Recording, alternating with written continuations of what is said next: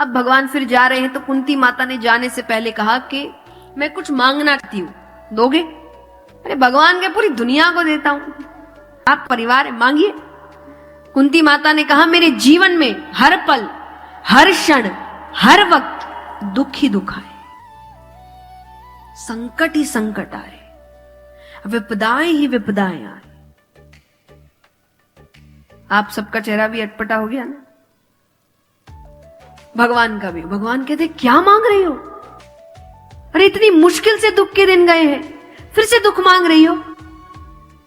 कुंती माता ने कहा सुख आते ही तुम जो जा रहे हो, तुमको अगर पास रखने का मतलब दुख है, दुखी से। माता कहे सुख के माथे सिल पड़े, हरि हृदय से पीर, और बलिहारी व दुख के जो पल पल नाम जपाए। ऐसे सुख से तो दुख अच्छा, कम से कम तुम्हारा नाम लेते हैं, तुम पास आ जाते हो। देखो सुख आए नहीं चले तो मेरे जीवन में मुझे यही चाहिए। भगवान का ऐसा नहीं है, और भी 10 काम है मुझे, आपको जब जरूरत लगे मुझे बुला लेना, मैं कुछ काम करके फिर आ गया। भगवान चले जाते हैं। अब यहां पर पांडवों की बहू उत्तरा के गर्भ से परीक्षित का जन्म होता है। समय बीतता है, बाकी सब वन की ओर चले गए, परीक्षित को राज सिंहासन पर बैठाया गया। अब एक दिन खजाने की सफाई हो रही है कि उसमें से कीमती सोने का मुकुट निकलता है।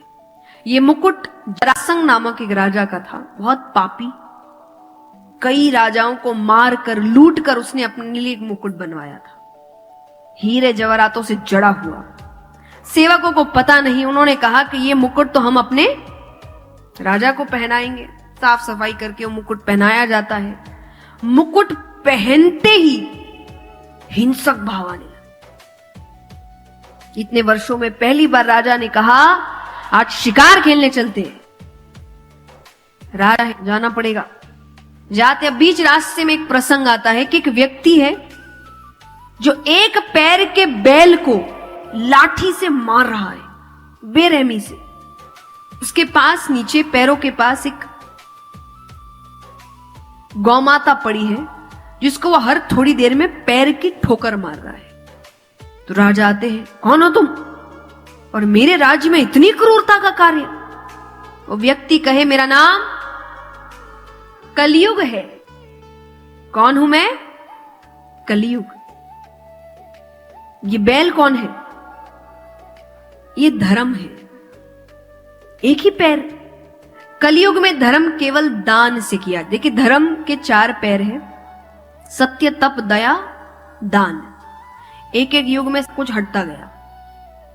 सत्य गया, तपस्या करनी खत्म हुई, दया खत्म हुई, अंत में क्या बच गया? दान। क्यों? क्योंकि अब सब धन कमा ही रहे हैं, तो कमाएंगे तो थोड़ा बहुत दान भी कर देंगे। तो कलयुग में धर्म केवल दान से किया जाए, इसीलिए बैल के एक ही पैर है। ये गौ माता कौन है? ये प्रकृति है। हम भी जानते हैं हमने प्रकृति की क्या हालत कर दी है। राजा कहे ऐसा समय आने वाला, हमारा अभी मर जाना अच्छा। वो तलवार निकालते। कलयुग कहे मुझे लाख अवगुण है, पर एक ऐसा गुण है जो किसी युग में नहीं था। कौन सा गुण? वो कहे अलग अलग युगों में आपको बहुत तप करना पड़ता था, तब सुमिर सुमिर न रही पारा, केवल नाम जप कर लो आप। कितना आसान कर दिया देखो भगवान ने, फिर भी नहीं करते हम। भगवान भी सोचते होंगे इतना आसान कर दिया तो भी नहीं करते। नहीं करता तो ये तो मुझे मानते ही नहीं। सिर्फ नाम लेना है भगवान का और कुछ नहीं करना, चलते फिरते जाओ, भगवान का नाम जप करते रहो, वो भी नहीं हो रहा हमसे। कहां से हम पूजा पाठ तपस्या करने वाले लोग निकलेंगे बताइए? केवल नाम जप करना, सिर्फ इतना ही करना और भगवान मिल जाएंगे। राजा कहे तो बहुत अच्छी चीज है, लेकिन तुम मेरे राज्य में नहीं रह सकते। तो बोले कहां जाऊं? बोले वहां जाओ जहां चोरियां होती है, डकैतियां होती है, हिंसा होता है, जुआ खेला जाता है। कलयुग मन में कहे ये सारे प्लॉट तो मैंने पहले से ही बुक करके रखे हैं। कलयुग कहे ठीक है, काम करते हैं, ये सारे स्थान तो आपने दिए, एक स्थान मेरे मन मुताबिक भी दीजिए। कहां स्थान चाहिए? बोले मुझे स्वर्ण में स्थान चाहिए। स्वर्ण यानी सोना। राजा भूल गए, राजा ने खुद ने सोने का मुकुट पहन के रखा है। उन्होंने हामी भरी, कलयुग प्रवेश कर गया।